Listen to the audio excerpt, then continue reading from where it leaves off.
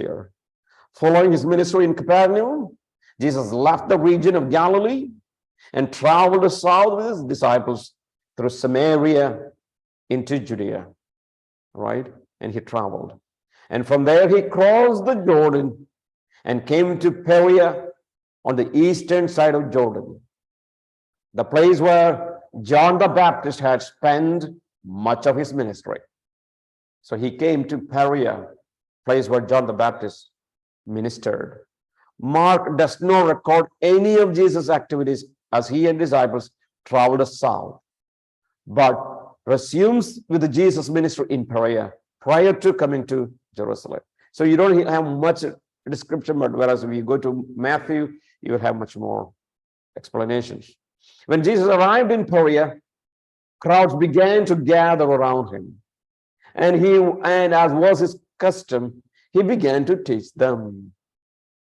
Some Pharisees approached Jesus, hoping to entrap him in a controversy again. And they asked, what was the question? Is it lawful for a man to divorce his wife? So that is the question.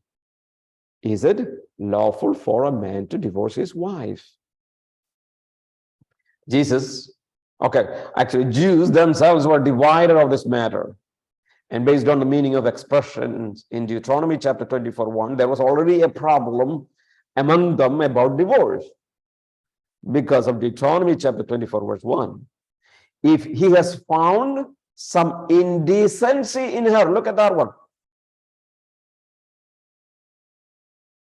Indecency in her, which is identified the basis for the divorce under the Mosaic law.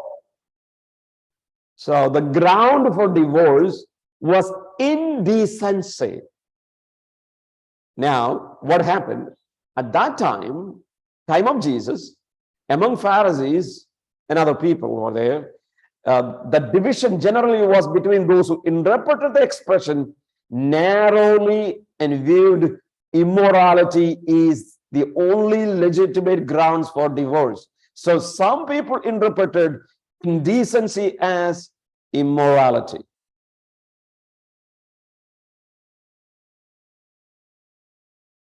For example, so that was based on the teaching of Rabbi Shammai. And those who interpreted it broadly, right, allowed for divorce for any number of reasons, right? Others interpreted it broadly. Means any kinds of things, like based on teaching of Rabbi Hillel, right? Anything. And if there is no salt in the food that is cooked, yes, could be a ground for divorce. In addition to this controversy, the region where Jesus was teaching was ruled at that time by Herod Antipas, right? Herod Antipas was ruling that time, not the first Herod who killed the babies. The ruler who had this is the Antipas, is the one who had John the Baptist put to death after John had condemned him for divorcing his wife in order to marry Herodias, that is his brother Philip's wife. So Herod Antipas is the one who rules. Jesus now answers the Pharisees by turning their question around and asking them, what had Moses commanded on matter of divorce? He asks, okay, do you know what Moses commanded? Avoiding the controversial phrase, Pharisees responded that Moses did permit a man to divorce his wife. Yeah.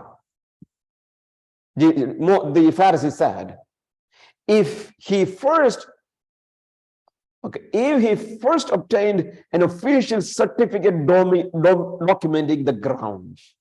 So if he has a document, a certificate talking about the ground for divorce, then it is allowed. And acknowledging their response, Jesus said, Moses wrote this provision for divorce because of the hardness of their hearts.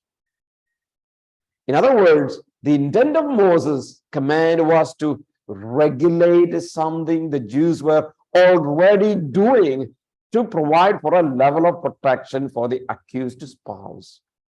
So yes, did Moses allow divorce? Yes, Moses allowed.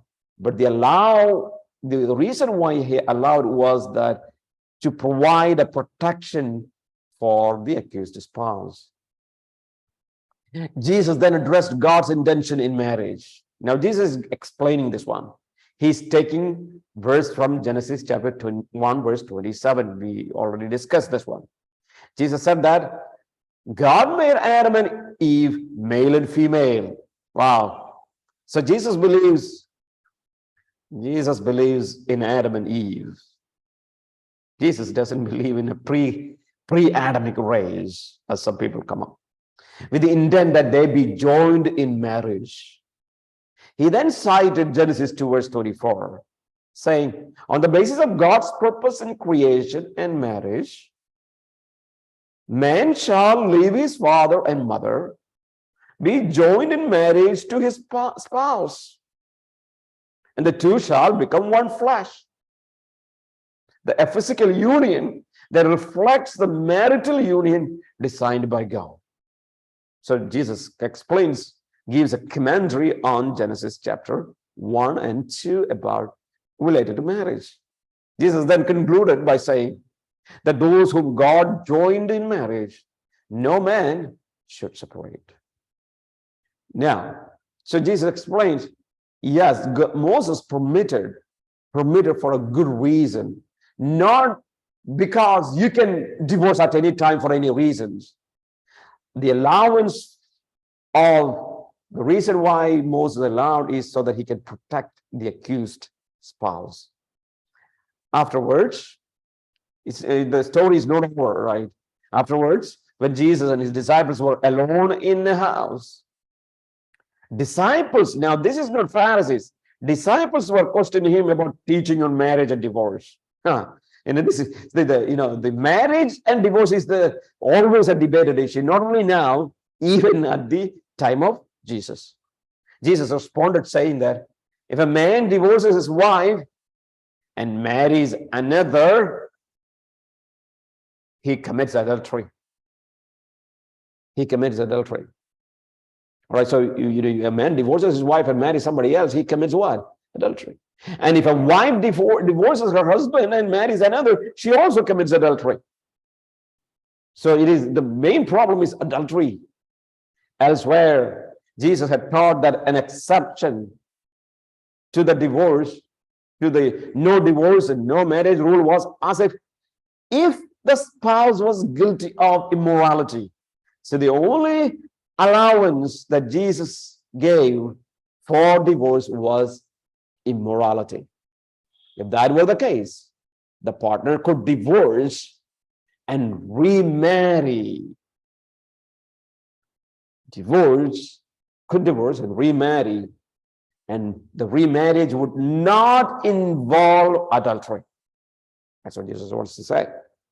So the question raised with the Jesus statement is whether exception applied only to those living under the Mosaic law, or was it intended in universal provision?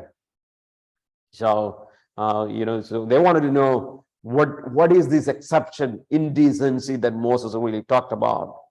Now, so some people would say, is it only for Jewish people or it is a universal thing? Right now, we also need to know, others have argued based on 1 Corinthians chapter 7, verse 15, that Paul allowed for a believer to divorce and remarry. Right? Divorce and remarry.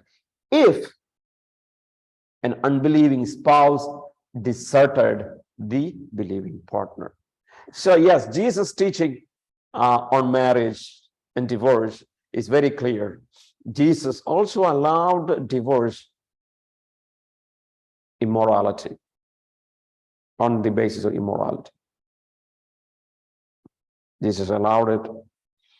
And if you look at, there's one exception that Paul gives in 1 Corinthians chapter 7 will be, for example, a husband, an unbelieving husband leaves a believing wife, he goes away, she is alone, doesn't have a husband, she is allowed to remarry, and that marriage will be holy. That is what Paul would say.